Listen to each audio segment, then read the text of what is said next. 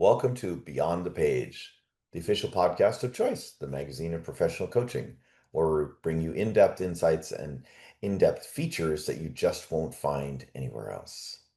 I'm your host, Gary Schleifer, and I'm excited to expand your learning as we dive into this latest article, have a chat with this brilliant author, and uncover the learnings that are transforming the coaching world. Join our vibrant community of coaching professionals as we explore groundbreaking ideas, share expert tips and techniques, and make a real difference in our clients' lives. Remember, Choice is your go-to resource for all things coaching. But for now, let's dive into our podcast. In today's episode, I'm speaking with master coach and author Georgina Woudstra, who is the author of an article in our latest issue, Trust. Why is it intrinsic to coaching? Her article is entitled Trust Isn't Built, It's Revealed, an Emergent Approach to Relational Safety.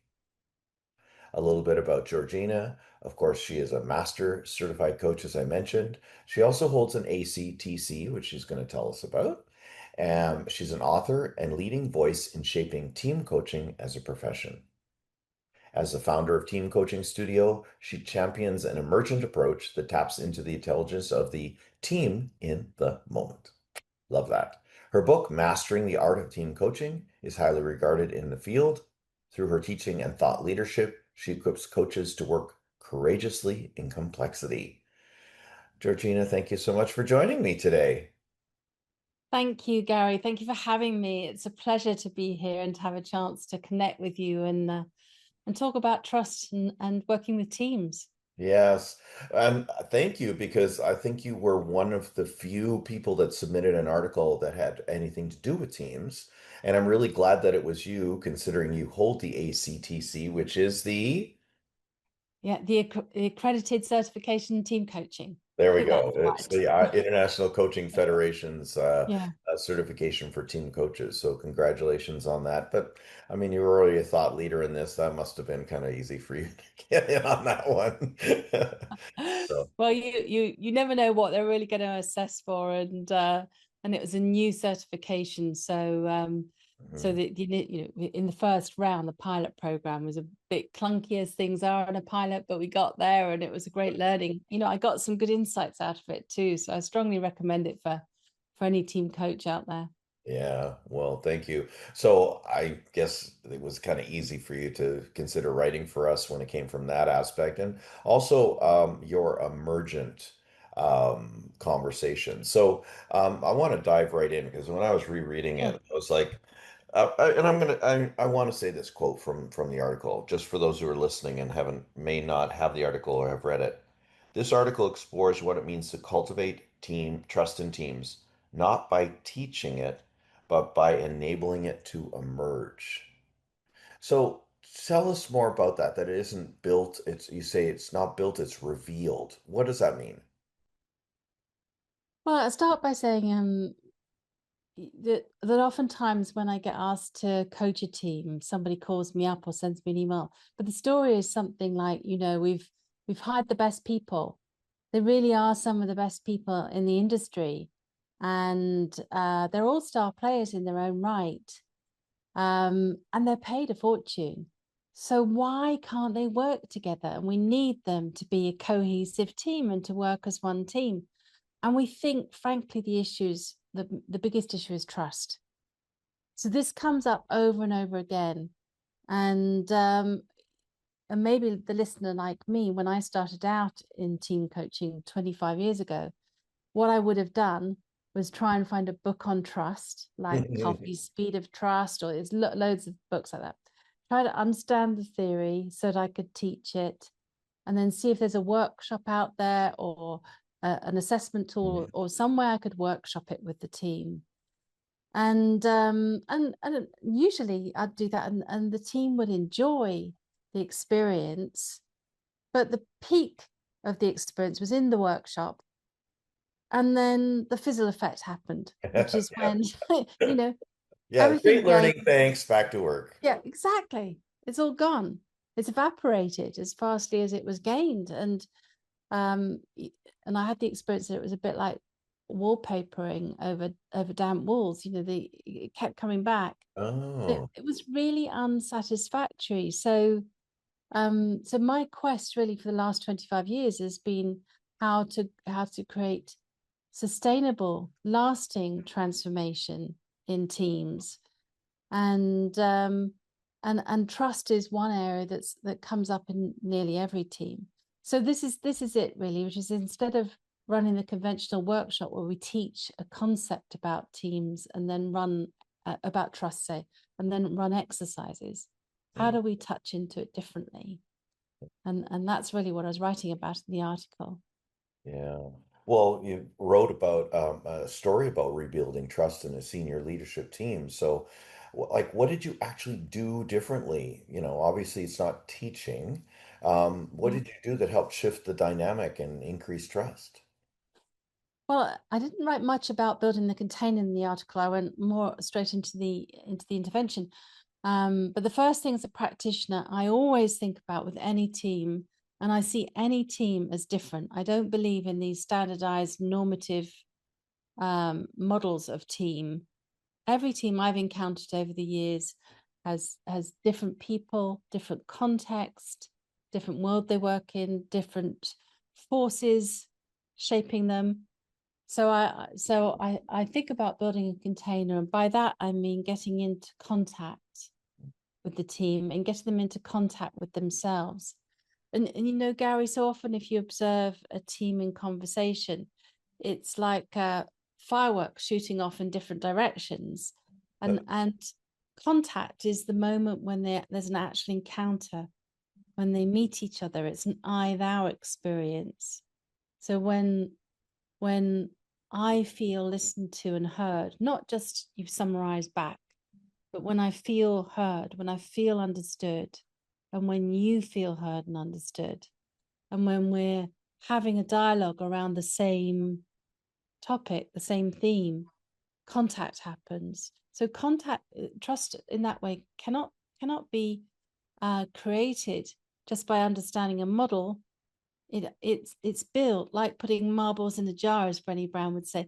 The marbles expand in the jar through each moment of encounter and how we are met. So that's my first step is contact, initially with me, because I'm a safe harbor when I go in to start working with a team. So I need to be very conscious of how I show up and get my head, instead of thinking about an agenda and what I'm going to do in the model or anything like that, be energetically available, be human, be vulnerable myself, be in there with them. And the container starts to build, and it's something that only really comes with practice. You start to sense that it's shifting and you could take more risks. And then what I do is find artful ways of naming what I'm noticing. Mm. And really, it's about making the invisible visible, because a lot of dynamics are invisible, or nearly all dynamics are invisible. It's like the sort of iceberg. Yeah, right. That's what I was picturing. Yeah, Yeah, exactly. yeah, like that. And I think that's a big part of our role, Mhm. is making these undercurrents and tensions and possibilities, revealing them in a way that they can be seen, heard, and worked with. And one of the reasons they don't get revealed is because people don't have a language. Life doesn't teach us often to have these kinds of conversations. Most of us feel awkward about naming stuff that we feel uncomfortable about, which is why it stays buried. And so, as a coach, I need to artfully be able to name that experience and then work with that. Mhm. So I would name, for example, I was working with the team last week where I noticed that there was uh, two men in the team. One's the chief executive, and about 7 women in the team. And as one woman was talking, all the time she was talking, she was looking at the chief executive, and I had the sense that she was looking at him for something. So I paused the team and said, I noticed when you're speaking, you seem to be looking at him. Wonder what's happening there. Would you be prepared to say a little bit about how you're feeling right now? And she said, well, my heart rate's just gone up. And oh, And So did mine in listening to you ask the question. yeah, because I'm mine. Like, okay. Yeah, okay. When we're making contact with something significant. And she was very brave. She said, I'm looking at him because I need his validation. I'm looking for his agreement because, in my experience, if I don't get it right, I get put down or shut down, and then that's it. I've kind of lost the plot, and I can't think anymore. So, as she was sharing that, other team members I could see were nodding just slightly. They weren't prepared to take a huge No, risk, they were but all just paying attention then. they were signaling. So then I unpack that and say, anyone else uh, have something similar going on? And we slow it down, stay with it, get all voices heard, get the chief executive's voice heard. So we're Right. staying with that figure, as we call it, that figure, until it's understood from the different perspectives. So my job is to keep them in contact with each other, to hold the space, to make visible the invisible, to create exchange around that, Mhm. slow it down even more if people's heart rates are going through the roof, then also to calm down the collective nervous system Yeah, so that we can stay in contact with each other. right, And it takes a bit of learning and practice. But the interesting thing, Gary, is it's actually easier because the skills I'm talking about, coaches can take into any team coaching scenario. We're talking about trust today, right. but you use the same skills, whatever it is that they Mhm. need to work through. I don't have to go away and read a book on decision making or critical thinking or innovation, which is when I started out what I used to do, because I thought I had to know the answers. Right. A bit like in one-to-one coaching, where Yeah. yeah, that's often how we start. We feel we need to be experts in something and share the wisdom. Okay, so I have to ask, what did the leader, what was his reaction or action? What happened when they spoke? Well, it played out for quite a while. He said, um, if you're going to be a member of this executive team, then I need you all to speak up and speak your truth. And along those lines. And then she and they said, it's very difficult to, because of the way that you respond. Right. You exhibit such frustration, and then you shut the conversation down by saying it's not that, it's this way, and you say it with real clarity and authority, and everybody shuts up. And he recognized that because he's seen that pattern play out of What the a team going self-awareness. quiet and shutting up. So then the next step is, so awareness is created, and that's taken some work to get there. The next step is experimentation. So then I offer an experiment based on the phenomena that's been revealed. And what that looked like in this situation was, I have an idea. Let's try something, Gary. Let's Mhm. try next time you speak to all the team members, make eye contact with all the team members except the chief executive. Let's play that for 10 minutes and see what happens. And I'm not teaching them. This isn't let's have a time to think round or a round robin or here's how to have the conversation. I'm not giving them the right way to do this is. Right. I'm just changing the pattern so we can see what happens and learn from it. So Yeah. that ran for 10 minutes and I stopped and said, how was that for you? And she said, it was so much easier. My thoughts were flowing. And because they were looking at me and they were nodding and were encouraging me, I felt heard and more ideas came out. And then the team members said, she was really clear because sometimes she overtalks and we can't follow it because she's nervous. She was really clear. This is what we heard you say. Did we get you? Right. So we learned something there. And then you keep working at that, what we call the point of contact. Yeah. So then we said, okay, let's try this with all team members. Let's try it with the chief exec out of the room. And instead of Oh. her being in There the we go. spotlight, let's have the conversation with all of you now speaking your truth about something. So that's called grading, where you start off with a relatively safe intervention based on the team or group, and then you step it up, take a bit more risk, a bit more risk. And all the time they're learning through each encounter that they can trust that they're going to be met. Yeah. They can trust some consistency about how others respond. And when you do that over multiple sessions, it becomes a new way of engaging, a new way of connecting, a new way of relating, a new way of being. And Wow. it won't go back because it doesn't need to. Yeah.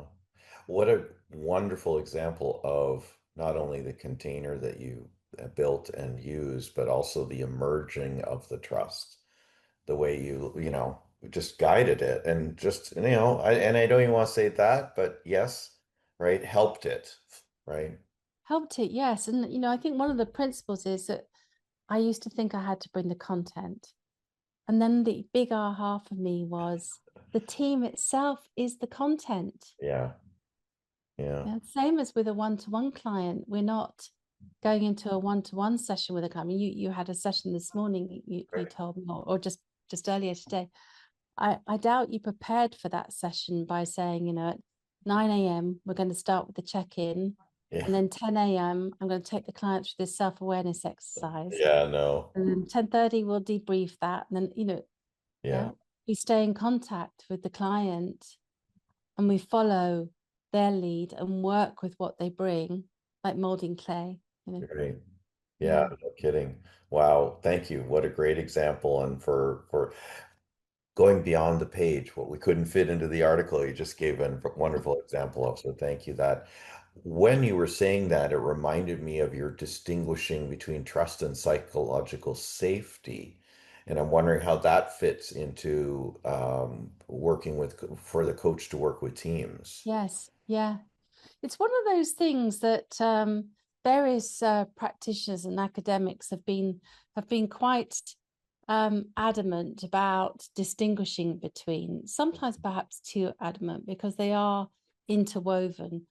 But I see psychological safety as feeling that I can speak up in this group Hmm. and without retribution, without shame, and that I can take risks. And so it's really about that quality of experience, of lived experience in this relationship. And trust is more to do with reliability Mm. and consistency of contact. So in that session that I described, if we did that as a one-off moment, psychological safety would build. But can I trust now that, or could the team members trust that the next time they take a risk and speak up, Right. that they won't be shut down, that their views will be respected and heard, Mhm. there'll be a high quality encounter. Well, that needs reliability and patterns over time. Mhm. So I might have a psychologically safe moment, but do I trust that that's consistent? Do I Yeah. trust that that's reliable? So they're interwoven in that way for Right. me. Yeah. And Yeah. yet distinct. And yet distinct. Yeah. And one builds on the other. I think it's difficult to have trust without psychological safety, because when there's no psychological safety, what are we trusting in? If there's no psychological safety, people don't speak their truth. They Right. try and survive Yeah. and survive a meeting. Yeah. And And therefore, what are we trusting? yeah. And in your example, could have gone totally the opposite way if the executive wasn't self-aware, wasn't listening and not taking it personally, but more merely as a reflection of their leadership. Yeah, and that can happen. It takes a lot of building up to these points, building up relationships, building what we call a container, a strong enough container. I think about it like one of those beautiful old crucibles that we used for melting down different metals Hmm. for alchemy to happen. and the crucible need to be really strong because of the fierce heat that they contain. You know, Right. the the stronger the work we do, the deeper the work we do, the more transformative the work we do, the stronger that crucible needs to be. Yeah. And that means we have to slow the work down and focus on contact before contract. You know, Oh, I contact. like that. Contact before contract. Yeah, Hmm. yeah, That's exactly. yeah. Yeah. Wow, thank you so much. I mean, we could talk about this team. I would drill down into this, but unfortunately, we don't have that much time. Maybe in a team Oh, and group coaching issue, we'll get to that. What would you like our audience to do as a result of the article in this conversation, Georgina? thank you for asking. The listener uh, maybe read the article. Yeah, That would well, be that's the first step place one. to go. If you're If you listening, you haven't, haven't read it, read the yeah. article. Thank you. And then another step might be to listen to our podcast, which is called Teams Transformed. It's on all the major platforms. Hmm. And then myself and my colleague Allard de Jong are in dialogue like this about emergent team coaching. And then if people would like to visit our website, which is www.teamcoachingstudio.com, they'll see on there a free discovery session. And we run them periodically and we run them emergently. So you Mm, get a bit of an emergence experience. And if people are really interested, then reach out and get in touch with me on LinkedIn and find out more about how you can get trained with us. That's the purpose of the team coaching studio, really, is to create coaches who can really make a lasting, transformative difference in mm. the teams they coach. Because collaboration matters more now in this world than I think it has ever mattered before. No kidding. We've got to cross the divides Yeah. for something different to happen. So for anyone who's interested, yeah, just reach out and get in touch. I think a lot of people will be. Team coaching is it's not just a new thing. It's the value is deeply felt in our industry, and I think a lot of people would like to know more. And that sounds like a great way to get their feet wet. Yeah, and there's many different forms of team coaching. It's, whereas coaching is a mature um, profession in that in many countries, people know that coaching is is about unlocking potential. It's not about fixing people. It's not remedial. It's not about teaching or providing solutions. And many organizations and people know how to buy it, how to package it, how to contract around it. But team coaching is new.